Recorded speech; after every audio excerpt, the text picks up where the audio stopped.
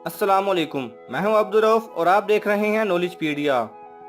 एक आदमी अपने गुरु के पास जाता है और कहता है कि गुरुजी, आप हमेशा मुझे समझाया करते हैं कि मेहनत और लगन से काम करते रहो, कामयाबी मिलती रहेगी। मैं मेहनत और लगन से काम कर रहा हूं और कामयाबी भी मिल रही है। आगे भी बढ़ रहा हूं, लेकिन कामयाबी और सक्सेस के साथ जो खुशी जुड़ी होती है, जो सुकून जुड़ा होता है, वो मुझे नहीं मिल रहा। मेरा बेटा एक महंगे स्कूल में पढ़ रहा है, मैं एक बड़ा घर भी खरीद चुका हूँ। आपके बताए हुए मेहनत के रास्ते पर चल रहा हूँ, बल्कि चल नहीं, दौड़ रहा हूँ। दिन में 15-15 घंटे काम करता हूँ, लेकिन खुश नहीं हूँ। वो आदमी बोलता है कि गुरुजी, मैं खुश कैसे रहूँ, प्लीज मेरी मदद कीजिए। गुरुजी मुस्कुराए और अपने कमरे में चले गए। जब गुरुजी बाहर आते हैं तो उनके हाथ में 3 मुख्तलिफ किस्म की बॉल्स होती हैं। एक रबड़ की, एक चीनी मिट्टी की और एक कांच की। गुरुजी वो तीनों बॉल्स उस शख्स को देते हैं और कहते हैं कि इन तीनों बॉल्स को लगातार एक के बाद एक हवा में उछालते रहो और किसी भी वक्त कम से कम एक बॉल हवा में जरूर रहनी चाहिए। वो आदमी ये देखकर हैरान तो हुआ, लेकिन फिर भी गुरुजी के हुक्म पर वो बॉल्स हवा में उछालने लगा।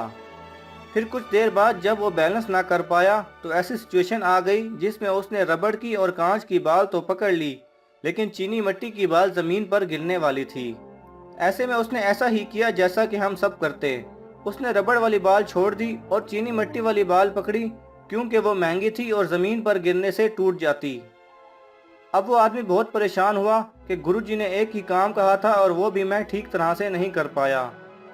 जब उसने गुरुजी की तरफ देखा तो गुरुजी मुस्कुरा रहे थे। गुरुजी उसके पास आए और कहा कि बेटा बताओ, तुमने रबड़ की बाल क्यों गिरा दी, चीनी मिट्टी की बाल क्यों नहीं फेंकी या कांच की बाल क्यों नहीं गिरने दी।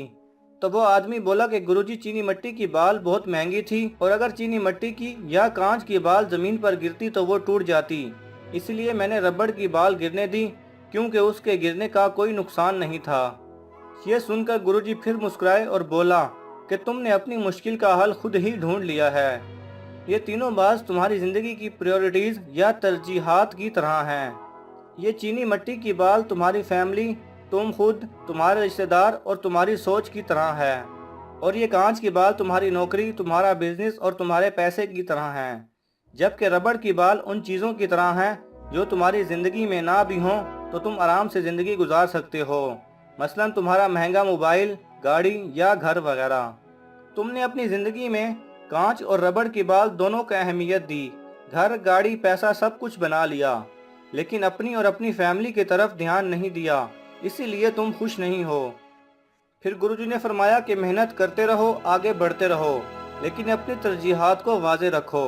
जब भी दिल परेशान हो और बैलेंस ना हो रहा हो तो अगर कोई बाल छोड़नी भी पड़े तो रबड़ की बाल छोड़ना, खुशियाँ नहीं रुकेंगी। हमें लगता है कि इस मैसेज की ज़रूरत हर घर को है, हर शख्स को है। कई मर्तबा हम रबड़ की बाल को इतना मजबूती से पकड़ लेते हैं कि चीनी मिट्टी की बाल हाथ से छूट जाती है। काम और पैसे के पीछे इतना भागते हैं कि अपने और अपनों के लिए टाइम ही नहीं मिलता। लिहाजा अपनी तरजीहात और अपनी प्रायोरिटीज़ को वाज़े रखें और ये मैसेज दूसरों तक पहुंचाने के लिए हमारी मदद करें। इस वीडियो को सोशल मीडिया पर अपने दोस्तों के साथ ज़्यादा से ज़्यादा शेयर करें ताकि वो भी अपनी प्रायोरिटीज़ को वाज़े कर सकें।